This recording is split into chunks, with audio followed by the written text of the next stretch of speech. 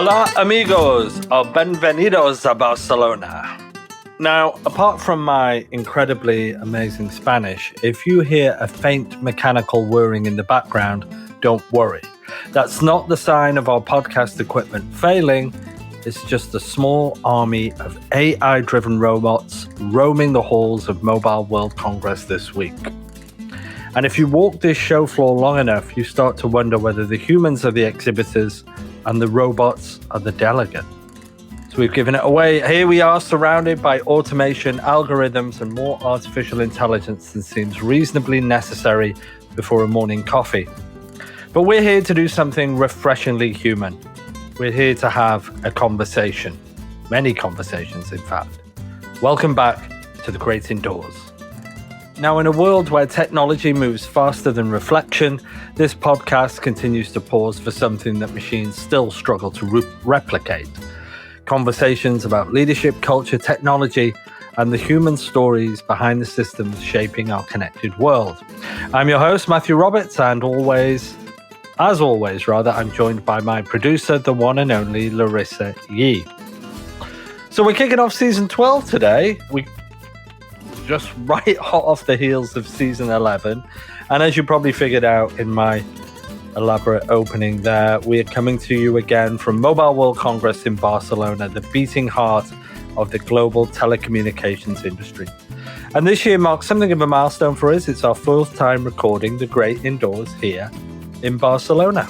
Now, what began years ago as a small experiment recording conversations on the margins of the world's biggest connectivity show has now become something of a tradition, really. Each year we return to talk about technology, not on its own, but to talk about the people building it, the societies it shapes, and the responsibilities that comes with connecting billions of lives.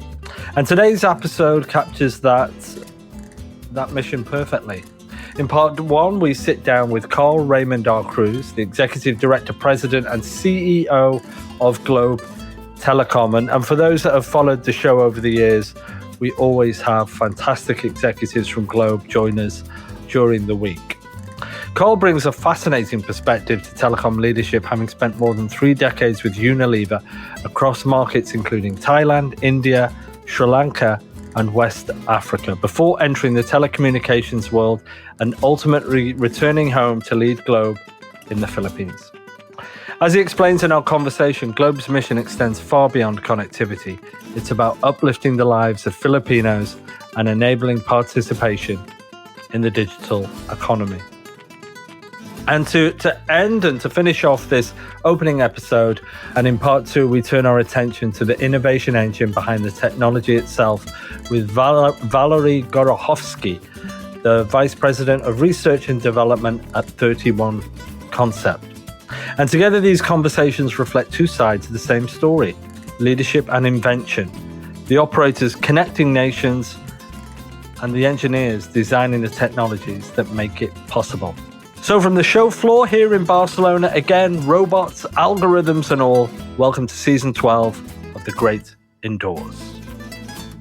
So welcome back to The Great Indoors, season 12, MWC 2026. And I'm really excited about our next guest on today. He's traveled all the way from the Philippines. He's the Executive Director, President and Chief Executive Officer at Globe, Mr. Carl Raymond Cruz. Welcome to The Great Indoors. Thank you. Happy to be here, Matthew. Thank you for having me in this particular very, very nice podcast. No, thank you. And it's, as we were talking a moment ago, having Globe on the show is always a highlight for me when we come to MWC. Correct. Because not only do we have great conversations, but I think you give great insights about what's unique in the Philippines. Especially in that part of the world. Exactly. Correct. Exactly. Correct. And for our listeners, Carl, just give us a bit of a background of yourself, your history. You're obviously been in the role now for a year. Yes. So tell our listeners a little bit about your background. Absolutely, Matthew. So I'm from the Philippines, relatively quite new in the telecommunications industry. And Globe is only my 3rd organization in my corporate career journey. I spent my first 31 years in the FMCG industry, working with Unilever. Oh, wow. In a number of markets. Of course, the Philippines, my home country, And I had the opportunity to work in Unilever markets in Thailand, Wow.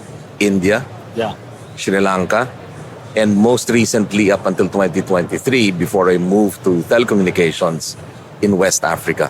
Wow. So handling Nigeria, Ghana, Wow. Cote d'Ivoire, Ivory Coast, and the Francophone African countries. Wow. I then decided, Matthew, to make the move to telecommunications in April, May of 2023, moved to Airtel, which is a great Indian telecom organization, as you would know. Yeah. Massive presence in India and the subcontinent, and of course, 14 markets in Africa. Wow. The opportunity came to actually come back to the Philippines to lead Globe. It's been a great journey so far in the last year or so. Wow. Wow. And what have you, I mean, obviously it's a huge, from FMCG to telecoms Correct. is a big difference. What's been your experience of your first year in Globe as far as maybe what surprised you, amazed you, or things that even you thought to yourself, well, we can make some changes here? What were the big initial impressions you had? Well, I think first and foremost, Globe is the leading mobile network operator in the Philippines. So it really touches with a lot of impact lives of Filipinos on a daily basis, Matthew. So the first year with Globe has been, for me personally, been very humbling and at the same time, really energizing. Yeah. I say this because to have the opportunity to lead Globe is a massive privilege. Yeah. And to have the opportunity to be a part of a great organization of individuals whose purpose, and we take so much pride in this, is to uplift the lives of every Filipino, is something that really resonates with me. Yeah. Beyond delivering financial performance in a highly competitive market, we have to make sure, together with the whole team, that we look at long-term investments that will really add value, not only to the organization of Globe, but more importantly, for us to be able to play a leading role in the digital journey of the Philippines and the Filipinos. Yeah. So investments in AI, investments, of course, in making sure that our culture remains to be very customer-centric, investments, obviously, in the network, making sure coverage, consistency, and experience remains to be best in class is always there. Yeah. It's no small task, Matthew, to provide connectivity to the Philippines, the whole of the Philippines. We have about 70 million subscribers on the network. And we do take that really as a challenge for us to make sure that we offer them best-in-class experience on the network. Of course, being in the Philippines, one has to balance rapid technological advancements with the on-ground realities of affordability and as well accessibility. So while this remains to be our greatest challenge, to our mind at Globe, it remains to be our greatest opportunity to serve and lead the digital journey of the Filipinos. And I think you touched on it there, Carl. I think one of the most remarkable things I always get a sense of when I speak to executives from Globe is you're more than just a telco in the Philippines. Absolutely. I think the role that you play in enabling people's lives to be enhanced in the Philippines is critical, is crucial. Can you give us some examples of the initiatives that you do that? So this is something that, again, we put a lot of emphasis on. We really see what we do at Globe as a key enabler of progress and at the same time, nation building. Now, when one provides connectivity, it enables access to education. Yeah. It enables access to being part of e-commerce, taking part in the digital economy, over and above checking in on a loved one. So this is something that deeply resonates with everyone at Globe, and most importantly with me as the leader of the organization. So we've had a lot of examples on this one. GCash, our fintech arm, would be probably the best example where economic inclusivity has been at the forefront of what our team, our folks at GCash has been doing, with over 94 million of the 115 million Filipinos having an interaction with GCash. So helping the unbanked be part of a thriving digital economy, again, is a classic example in this space, man. Yes, yeah. I remember Anton gave me an example a year ago that I loved, and we were talking about AI, and he said one of the things in the Philippines that we do not deliver any SMSs to our customers that have a link in them. Yes. And it was this inherent altruism. So we're not going to expose our customers to any risk. And it hit me. It was so profound. I actually even wrote about it afterwards. But it's that everything that you do as a company is just beyond the connectivity. Correct. Yeah. And that really goes back to being really customer centric. Yeah. Because we do operate, Matthew, in the digital space. Yeah. And we have to make sure that as much as we can, we're able to educate, inform subscribers on the network to be safe in that particular digital space. Now, you're absolutely right. Globe is probably the first operator globally years ago, 5-6 years ago, who actually stopped sending an SMS person to person if ever there's a link. Yeah. So we decided to take that call. And I recently looked at the figures, Matthew. From 2021, we have blocked more than 12 billion spam and scam messages on the network. Yeah. So it's something that, again, it's second nature. We didn't want to actually just do it for the sake of doing it, but it's because we have to protect the safety of the subscribers on the Globe network. That's amazing. It is amazing.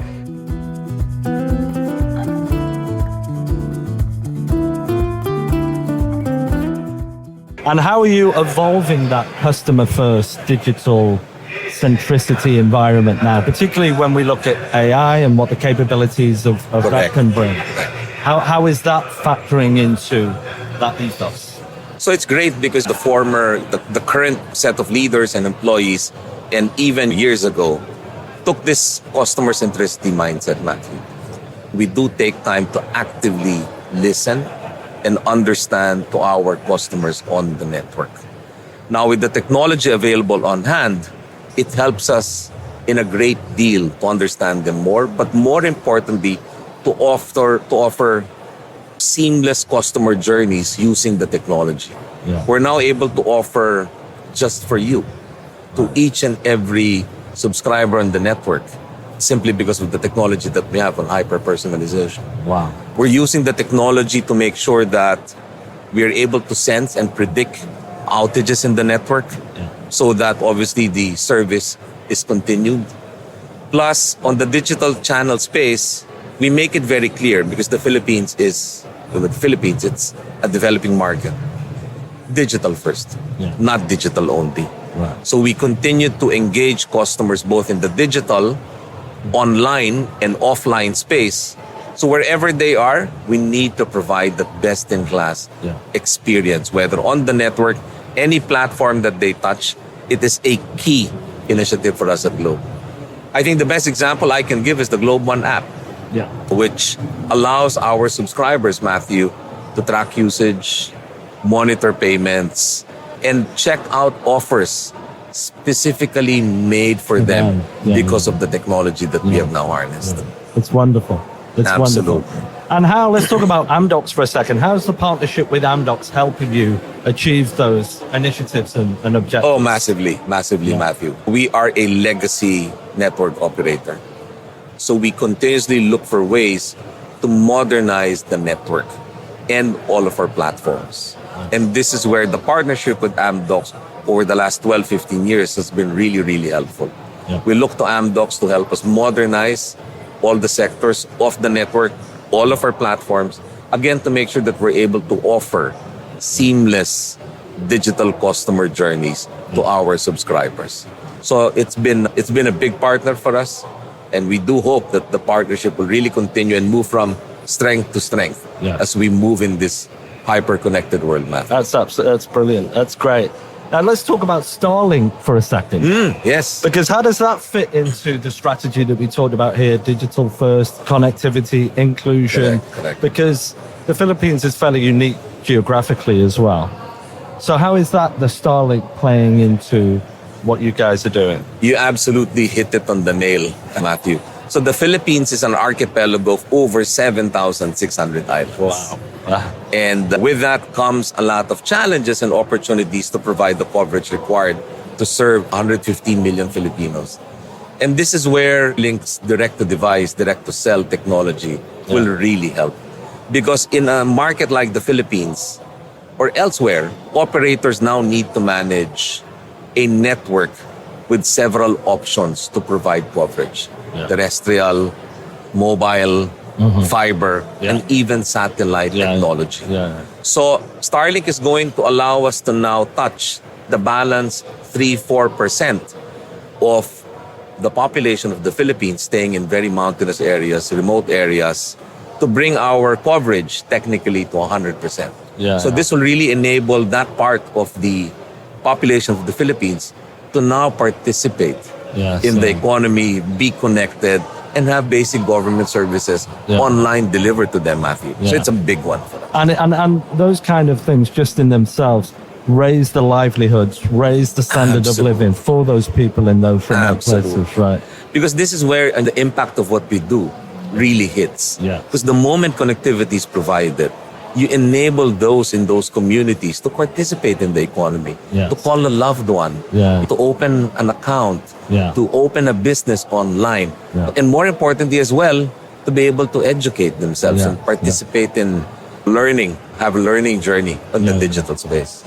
That's really wonderful. Now also, Globe has taken steps to cultivate inclusivity in the organization. How do you see that shaping up your long-term strategy? So this is a big one for us, another big one. Diversity, inclusion is not really just for us an HR agenda. It is a business philosophy. Because we have to make sure that our workforce base, employee base, mimics the diversity of the population of the Philippines, whether it be gender, educational background, location. It's so important for us to have that diverse set of perspectives so that in our being customer-centric, we're able to really understand the diverse needs of the subscribers and the population of the Philippines. So this is part and parcel of what we try to do at Globe, Matthew. Every single time. Because I firmly believe as a leader in Globe that the minute that everyone thinks alike and we all come from the same background, then it's not going to be helpful as we are operating in a hyper-competitive market. Absolutely.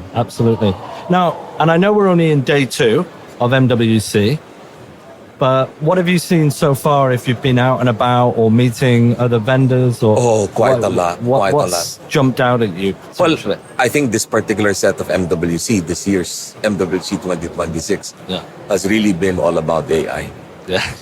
and to us at Globe having that innovation really as part of our DNA, it's important for us to now really understand how the technology can help us both internally in our operations and how we provide, as I've said several times in this podcast, best-in-class experience on the network for our customers. So everywhere I go, from halls 1 to 8, it's been really all about AI. Really been all about AI. And what's good for us, Matthew, credit to Ernest and the team, we were the first company in the Philippines, probably even in Southeast Asia, to have appointed Anton as the Chief AI Officer.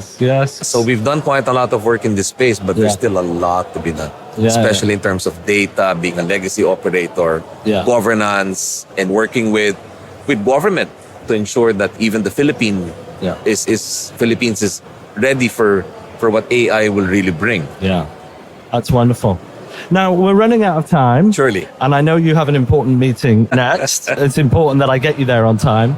But how we finish the podcast is with just some multiple choice, fun questions. Surely. Just so our listeners can get to know you a little better. So we're going to do the TGI to go round. Okay. I'm going to give you 2 options, and you give me your most preferable option. All right. Are we ready? Yep, ready. TGI to go. Cats or dogs? Dogs. Yeah. You have a dog? 4. Oh, wow. Yeah, 3. We have 4 pugs. Yeah. 3 fawn female and then 1 black pug. Yeah. I love asking the cats and dogs question because I tally it up over the week. And I have to say, everybody I've spoken to on data has said dogs so far. Nice. And I'm a dog guy, so that's cool. So you're going out for dinner tonight. Would you have a glass, and we're in Barcelona, would you have a glass of cava or sangria? Sangria. Yeah. Sangre. Have you had any nice dinners yet? Yeah, absolutely. Yeah? Absolutely, especially here in Barcelona. Yeah. I think I know the answer to this next one. You could go for a weekend somewhere following this show, and we're in Europe. Would you go to London or Paris? London. Yeah. London, my daughter's in London. But you like London? I do. And when we were in Africa, Yeah. we would go to London probably 4 to as much as 6 times in a year because it's a 6-hour flight. Yeah, We'd yeah. stay the weekend, especially to be with our eldest daughter. Yeah. And what do you like about London? Oh, everything. The city Yeah. itself, the food. Yeah. It's so convenient to go around London. Yeah. So my daughter, who's been there since 2014, Matthew, knows the city inside and out. Well, she's practically British. Yeah, No? in a way. In a way. Well, that's great. I hope you have a great weekend when you head Thank there. you. So. Now, would you rather watch? We got the World Cup coming up this year. Mm-hmm. It's going to be in my town, Toronto, as well. Would you rather watch football or basketball? Basketball, Philippines. It's It's a basketball It's a loving basketball country. Yes. Okay, and my final question: do you use Google Gemini or ChatGPT? Both. You use Both. Because we do have Google Gemini Enterprise in the office, and then on some of the phones, it's ChatGPT. Yeah. Wonderful. Well, listen, I've really appreciated your time today, Carl. It's been a Perfect. wonderful It's conversation. been wonderful. And I hope you have a great day. Great Thank you. meetings And ahead. same to you. Likewise to you, Matthew. No. Have great conversations. This is a great platform. No. Thank you for having me. Thank you very much. Thank you.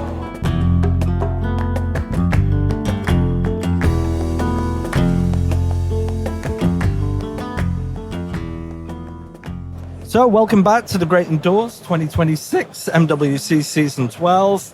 The show continues. And my next guest is a gentleman that we've just met. His name is Val Gorokhovsky, the VP of R&D at 31 Concept. So, welcome to The Great Indoors, Val. Thank you. I'm so excited being here. Yeah. And so, just for our listeners and just for our benefit, please just introduce yourself, give a history, a bio of your company and of yourself and what you guys do. Yeah. So we started a year ago with the goal to accomplish the impossible. When I was approached by our management team to initiate this venture, I actually thought they are crazy, right? Yeah. So entering a market such as deep packet inspection, deep packet intelligence, building a platform that other companies, it took them 20, 15 years to build, to accomplish something within 1 year. For me, it was a crazy challenge, and that's what drew me to do this, right? So I'm VP of R&D right now, but I was the first coder. I was the first engineer who wrote the first line of code of our product. Wow. And going from being an engineer to a team lead, group manager, director, and now VP R&D in 1 year has been a crazy ride. Wow. Yes, so we grew from just me to, and of course, a couple of founding partners, to more than 50 people right now.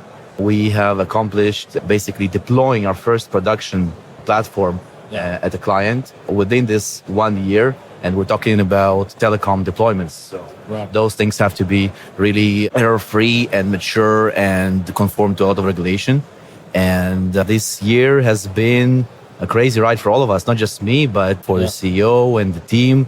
We've been working really hard, working together and achieving something that a year ago, looking back, well, I don't know how we did it, really. Wow. Well, congratulations. It Thank sounds like a fantastic journey. And let's talk a little bit more about what it is, your proposition. So you mentioned deep packet inspection. You've just gone into production. Are you allowed to mention your first customers or? We prefer not to disclose it right now. However, it's not only deep packet inspection. We market this, or we position this as deep packet intelligence. Because deep packet inspection in its classic form, it's pretty, say, mature technology, right, of 15 years of looking at packets, but the landscape in those 15 years, 20 years have changed completely. Now, most of the traffic is encrypted, right? A lot of traffic is generated right now by AI, right? And the landscape changed completely. And those approaches that were taken 10, 15, 20 years ago no longer hold today, right? So we are trying to disrupt the market. We're trying to come up with innovative solutions that solves today's problems that are different than the problems of 15 years ago, right? And those companies that build those products back then are now struggling with something that every engineer and every engineer manager knows, and this is the horrifying word of legacy, right? So the code base is old, has a lot of technical debt. It's hard to maintain. The people who wrote most of it are no longer employed in those companies, right? So it's really, really hard to make changes, to adopt AI. And for us, being this newcomer disruptor, it was so much easier by having this fresh look at the market and by starting from scratch and coming up from different areas. Not for me personally, I was not involved in the DPI before joining 31 Concept. I was more focused on mobile devices and security, and having this outsider look allowed me to really identify some things that they're so obvious you miss them. So this has been a huge success for me personally, and I'm super proud of everything the team has achieved in this last year. Cool. And so what makes it, like you said, it's not deep packet inspection, it's deep packet intelligence. Yes. Right. And so explain for our listeners that the whole concept and the uniqueness of your proposition.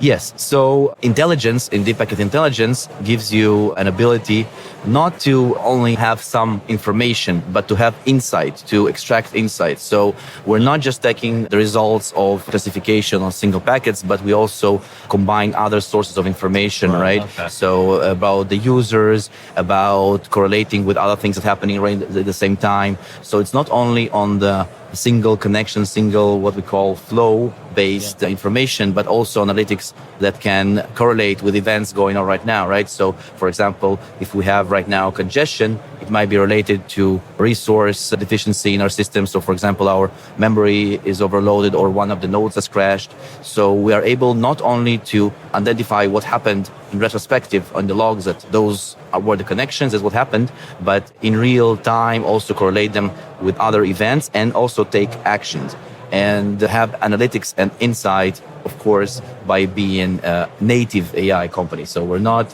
adding AI to our product. We are building the product with AI. Exactly. From day one, we build it in such a way that AI is integrated, and not only in the product itself, but also in our development process, right? So this was something super important for me as a VP of R&D, where I'm focused on execution and speed and velocity to incorporate as soon as possible, as early as possible, also the AI into our development process, while maintaining our data sovereignty and using local models, which is not a really popular approach right now. Yeah. And so the first 12 months have been quite a roller coaster, quite an impressive year. What's the next 12 months hold? Well, it's just going to get even more extreme and even more fast.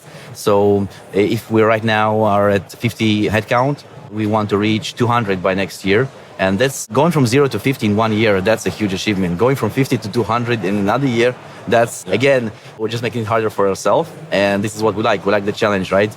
We're not doing this because it's easy, like Kennedy said, we're going to the moon, but because it's hard. And this will allow us to grow as a team, as individuals together, and bring value to everybody who is interested in telecom, all of our guests here.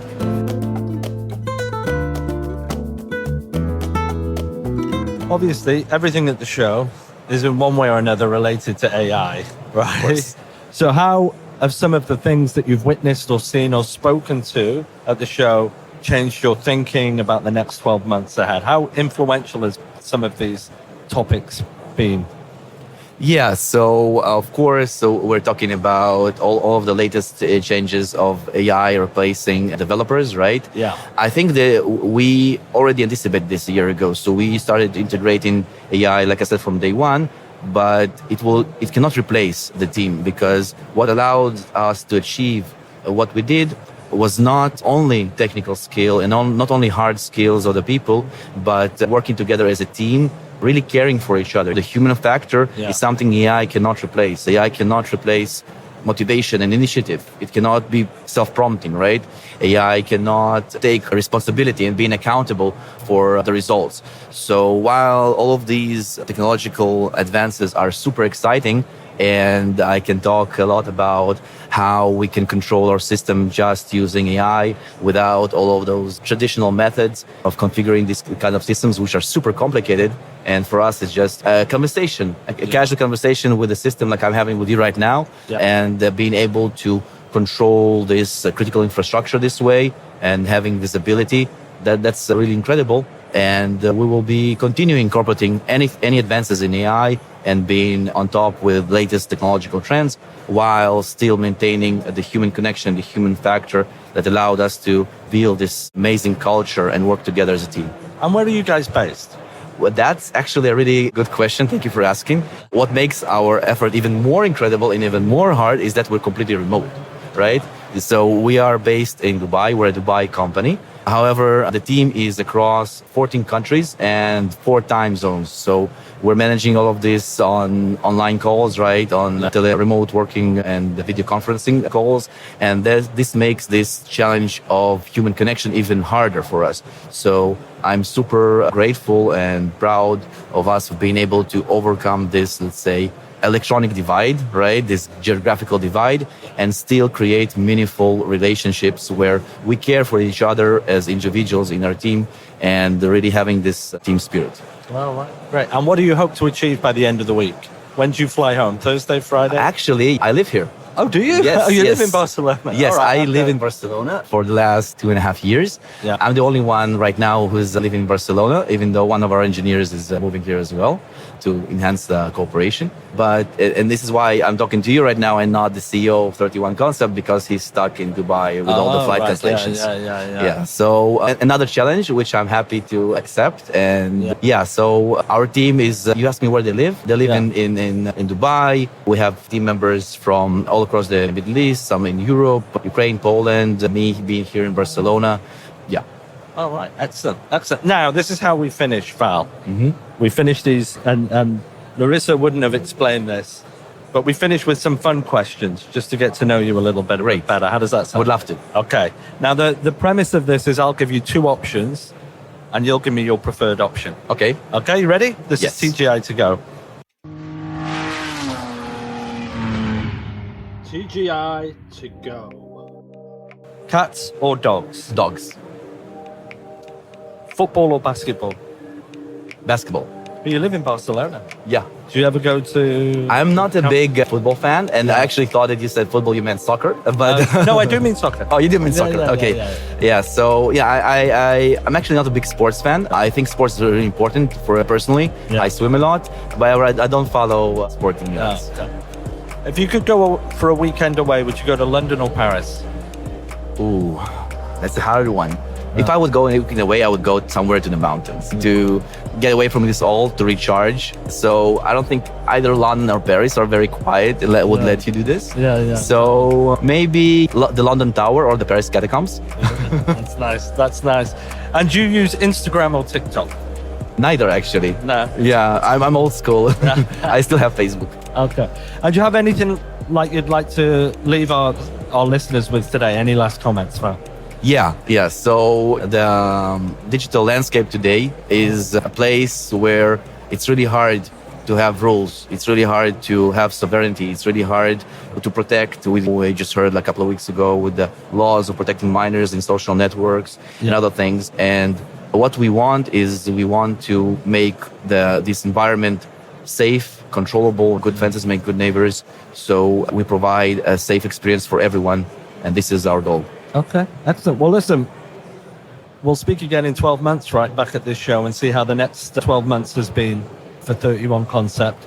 But thank you for swinging by. It's been a pleasure to meet you, Val. Thank you for having me. Hope you have a great rest of the week. You too. Thank you. It's nice talking.